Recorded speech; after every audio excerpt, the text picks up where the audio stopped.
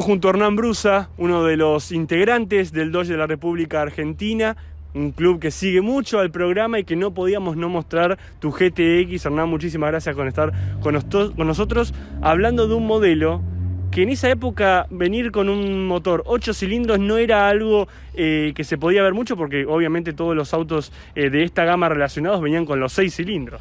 Correcto, sí, o sea, el motor 8 cilindros para un auto de calle fue el primero acá en la Argentina en venir equipado, en forma accidental en realidad, porque este motor venía en la camioneta, en las camionetas Dodge, que se le proveían al ejército argentino. Claro. En ese momento estaba la crisis del petróleo a nivel mundial, dejaron de ser autos económicos para el ejército, entonces a Dodge le quedó todos estos motores tirados, claro, sin usar. Y decimos, ¿qué vamos a hacer con esto? En ese momento, en los años 70, fines de los años 70, sale la GTX 6 cilindros, el primer auto, digamos, musculoso argentino en cuanto a su preparación, el primer hardtop argentino. Y decidieron, bueno, vamos a hacer una versión 8 cilindros también, y vamos a poner ese motor para si hay alguno que le gusta la versión picante deportiva, vamos a probar a ver qué pasa. De algo accidental sucedió ya y trascendió a la historia. Y bueno, se pegó tanto el 8 cilindros que se empezó a fabricar ya en serie, con el motor mexicano. Claro. Eso fue del año 70 hasta el año 73, fines del 73, que después ya empieza a venir con una planta impulsora canadiense, hasta el año 77, y después ya los últimos modelos venían equipados con motor brasileño. Claro, ¿entre esos motores había alguna diferencia, alguno que otro? Había diferencia, digamos, en cuanto al carburador, las relaciones. Este motor que equipa esta unidad es el motor mexicano, que tiene 212 caballos de potencia. El canadiense ya venía con 230. Una gran diferencia. Una gran diferencia. Pero estas grandes diferencias tenían que ver también con una competencia interna que había acá en Argentina entre todas las marcas, entre Ford, entre Chevrolet, Dodge mismo, Torino, claro, que querían, ¿quién sacaba con más caballos todavía? ¿Quién tenía el auto más potente del país? Entonces empezaban a sacar modelos con distintas modificaciones para competir unos con otros. Finalmente el que ganó la pulseada fue Torino, que nadie lo sabe en realidad porque fueron pocas unidades las que salieron producidas y se vendían exclusivamente a pedido por concesionaria, pero ganó la competencia de la pulseada, la ganó Torino en realidad, pese a que la GTX canadiense tenía 230 caballos. Claro. ¿Sí? La verdad que es una época donde podíamos ver justamente la Torino, podíamos ver el Falcon, la Chevy, la Dodge, obviamente las 4 marcas más famosas de la Argentina. Y hablando de este auto que me decías, motor mexicano, y que la tenés hace 3 años más o menos. Bueno, la historia de este auto es un auto que estaba abandonado, lo rescataron en Córdoba. Andrés Radic, te mando saludos, al que hizo la primera restauración. Fue adquirido por un socio del club, el que lo fue a buscar a Córdoba. Yo no pude viajar en esa oportunidad, o sea, yo quería ir a ver el auto para comprarlo. Me ganaron de mano, lo compraron, lo trajeron y bueno, desde el primer momento que lo vi quedé como enamorado del auto en realidad. ¿Y cómo no enamorarse? La verdad que está muy lindo. Hasta que finalmente el dueño lo vendió, se lo compré y yo terminé de hacer la restauración final, o sea, le faltaban algunos detalles de terminación más que todo, sí. Porque allá le hicieron carrocería en general, motor, interior. Claro, algo estaba avanzado, pero había que darle el toque. Y yo lo que terminé de hacerle fue el paragolpe, llantas, detalles de interior y de baúl, bueno, sonido, un montón de detalles que le faltaban al auto para que quedara como a mí me gustaba, personalizado. Claro, porque en sí está original, pero con algunos detalles como lo es, bueno, el doble escape y algunas cosas mínimas que te gustan a vos. Sí, o sea, a ver, el doble escape, las llantas rodado 15, no rodado 14 que es el original, claro. Están ensanchadas por supuesto. Le da otro toque, te digo, le da un toque más agresivo. Le da un toque más musculoso, más agresivo, e inclusive en el manejo es mucho más deportivo, mucho más cómodo, porque tiene mucha más pisada atrás. Claro. Entonces el auto, digamos, tiene otro comportamiento.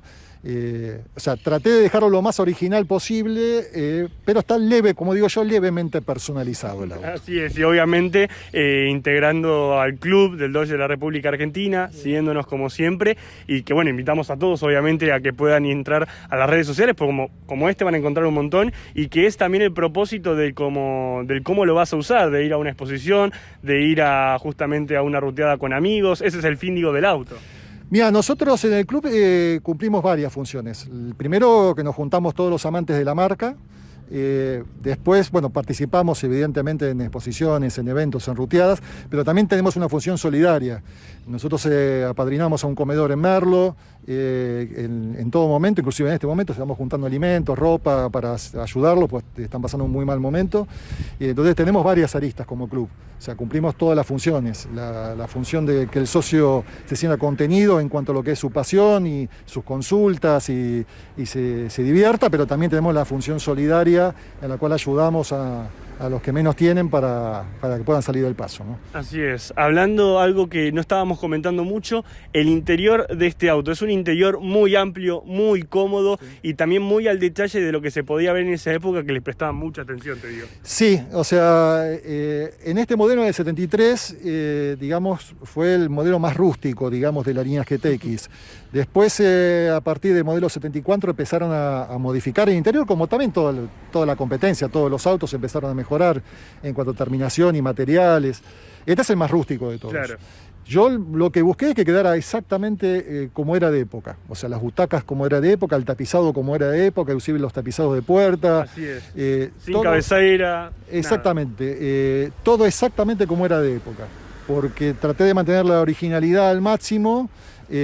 Digamos, quizás sacrificando un poco de comodidad, pues la butaca realmente no es cómoda, es una butaca realmente bastante incómoda para las prestaciones de motor y velocidad final que tiene este auto, pero traté de mantenerlo lo más original posible. Así es. ¿Sí?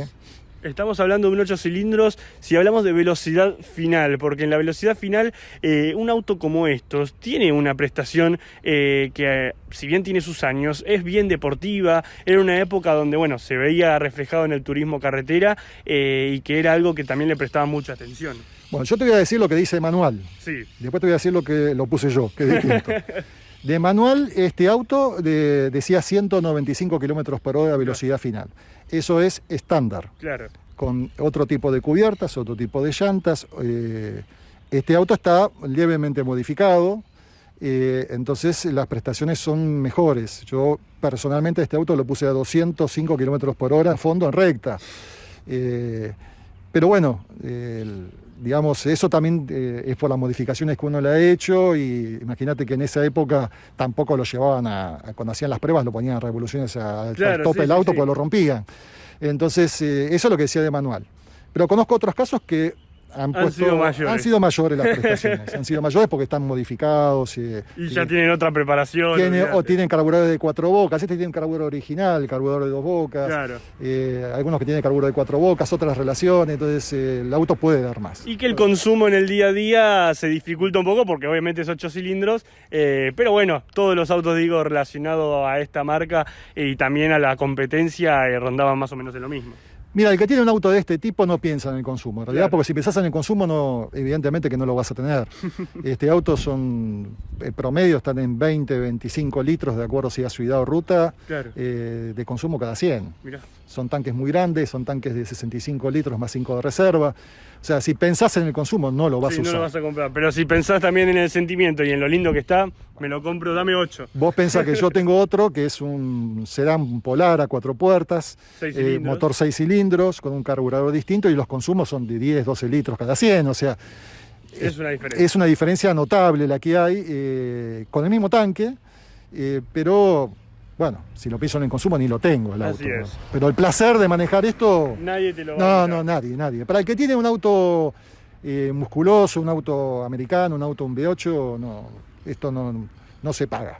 Hernán, muchísimas gracias por la nota, felicidades por este auto, que es hermoso donde se lo vea, el vinílico, el color, la historia que vos tenés relacionado con la marca del Dodge y con el club, es hermoso. Agradecerte, felicitarte y esperemos en un futuro no muy lejano poder mostrar las 6 cilindros. Pero por supuesto, cuando ustedes quieran, estoy a disposición como siempre para todos los fanáticos, para todos los fierreros de acá de Argentina y de todo el mundo que nos siguen.